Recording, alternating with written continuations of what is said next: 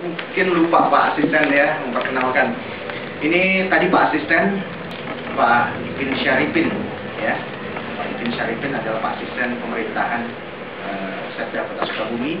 Saya sendiri Iskandar, saya Kabak Tapem Setda Kota Sukabumi. Ini rekan saya Pak Yuda, Kasubag Otonomi Daerah, kebetulan yang menangani Lakip dan LPPD ya. Sebetulnya ada dua rekan kami lagi, Subag pemerintahan umum, itu Pak Agus yang masih di Bandung, itu yang menangani kunjungan kerja, semua kunjungan kerja di Kota Sukabumi itu ada di bawah koordinator dari Pak Agus. Dan satu lagi Ibu Fitri masih di Jakarta juga bertugas, itu Kasubag perangkat daerah, kecamatan dan kelurahan ya.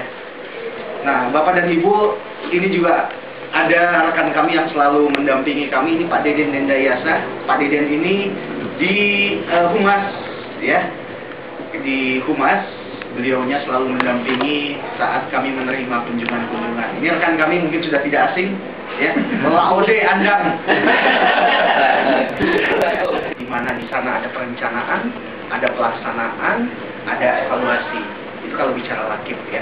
Nah, tapi Lakip itu sebetulnya perjalanan di tengah. Awalnya itu memang dari RPJP dulu ya, RPJP, RPJM, baru masuk ke RKPD-nya begitu ya. Nah, ini alhamdulillah Bapak dan Ibu bisa datang ke sini itu di awal saat mau menyusun RPJMD. Wah, itu sangat tepat sekali. Karena apa? Karena awalnya itu ya, hulunya itu ada di situ, di RPJMD-nya itu. Kalau RPJP-nya itu bisa lah kita acu dari RPJM ya. Maksudnya kita start dari RPJM, kita juga membuat RPJP kalau belum ada, tapi kalau udah ada tinggal kita acu aja, tinggal kita ikuti aja gitu ya. Bapak dan Ibu, ya kami juga rasakan begitu sulitnya kita mau memunculkan satu dokumen yang nanti bisa diacu dalam 5 tahun. Karena apa? Kemampuan dari planner perencana, saya kebetulan 8 tahun di Bapeda ya, jadi sebetulnya sama-sama lah kita ini ya, sedikit banyak saya tahu kemampuan kita merencana itu tidak lebih dari 3 tahun ke depan.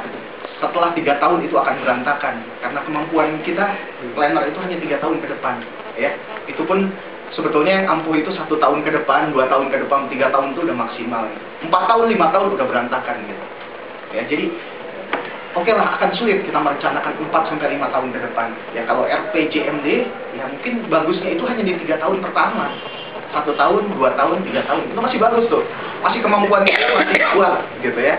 Tapi kalau udah masuk ke 4 tahun, 5 tahun itu akan sulit gitu ya. Tapi nggak masalah, karena apa? Ada dokumen-dokumen turunan juga, RKPD-nya.